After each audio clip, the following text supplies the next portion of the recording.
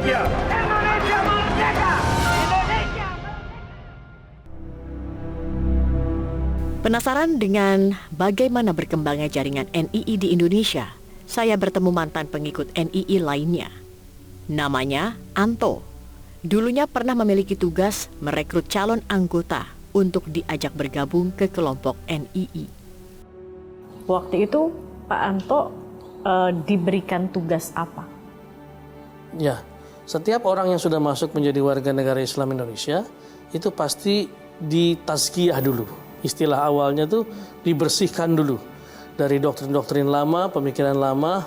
Ini pintu masuk untuk brainwash tahap kedua setelah hijrah. Bahwa sekarang kita adalah warga negara, tugasnya mengabdi ke warga negara, karena mengabdi menjadi di negara itu adalah mengabdi kepada Allah. Jadi berislam itu bernegara. Nah, tugas dari negara, berarti tugas dari Tuhan, dari Allah, itu direpresentasikan oleh para ulil amri, pemimpin-pemimpinnya. Tangan-tangan Tuhan ini. Pemimpin-pimpinan ini harus menjadi orang yang ditaati sepenuhnya. Sami'na wa ata'na. Harus dengar, taat, selesai. Karena orang NII tidak mau orang pintar, tapi orang taat. Ketaatan ini dijalankan dalam sebuah struktur program. Programnya jihad amwal wa anfus. Kita harus berjihad sungguh-sungguh mencari amwal, dana, dan anfus, diri. Diri representasinya apa? Perekrutan, waktu kita, dan sebagainya. Sedangkan uang apa yang kita bisa beri atau kita cari untuk kita beri. Itu dua itu. Nah, program itu ketika di dalam ternyata sudah termaktub dalam program NII yang memang diteken oleh Panji Gumilang tahun 95, program 15 tahun. Dari tahun 95 sampai tahun 2009 per 5 tahun. Nah, itu programnya adalah terakhirnya itu NII tegak di Indonesia. Prosesnya itu, perjalanannya. Pertama perekrutan programnya, kedua adalah iktisodiyah, penguasaan titik strategis, diberi tanah di mana-mana. Ketiga tarbiyah, membentuk lembaga pendidikan. Keempat adalah membentuk rumah sehat atau rumah, kalau di sini rumah sakit ya. Lalu kelima adalah diva, membentuk militer, terus maliyah keuangan. Tugas setiap jamaah melaksanakan ini semua, yaitu perekrutan dan pendanaan. Untuk apa? Perekrutan sumber daya manusia nanti untuk mengelola apa yang program tadi, uangnya untuk menunjang semua kegiatan yang ada. Jadi ketika di dalam, tugas saya adalah mencari orang dan mencari uang atas dasar perintah pimpinan yang sudah diprogramkan oleh Negara Islam Indonesia Komandan Wilayah 9. Dan target pun sudah jelas. Perekrutan Siapa itu targetnya?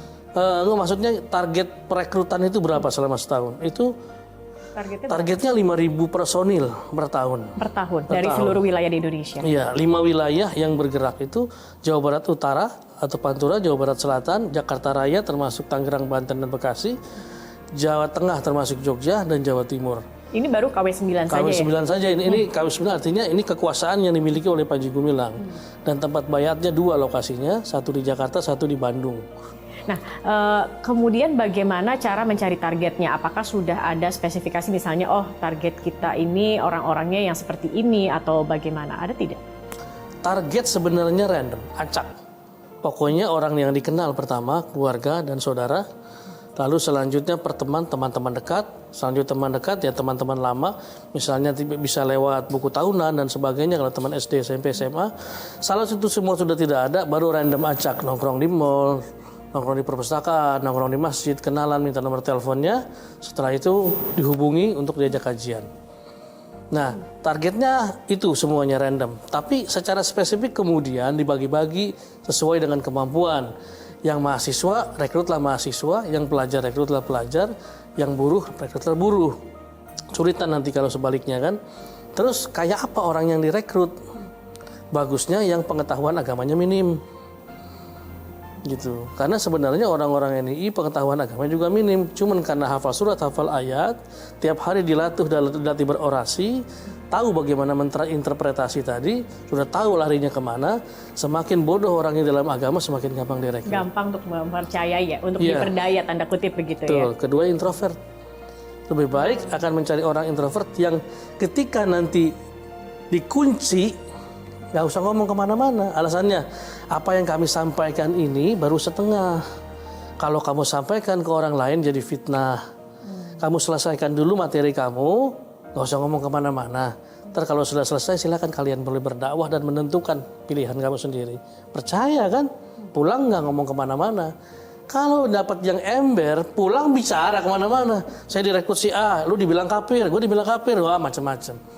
Pak Anto, tapi ya untuk bisa merekrut dan meyakinkan orang itu dibutuhkan sebuah skill loh. Tidak mudah begitu kita berbicara saja, mengajak ya, dengan meskipun tadi ada pengetahuan agamanya minim, introvert dan lain-lain, itu kan dibutuhkan juga sebuah skill untuk bisa meyakinkan orang begitu. Nah ini juga apakah ada pelatihannya?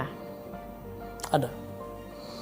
Setelah tasqiyah tadi jadi jamaah baru kan, ada lagi untuk laki-laki namanya irsyad. Itu pembinaan khusus bagaimana tentang kenegaraan, metode-metode tafsir dan sebagainya.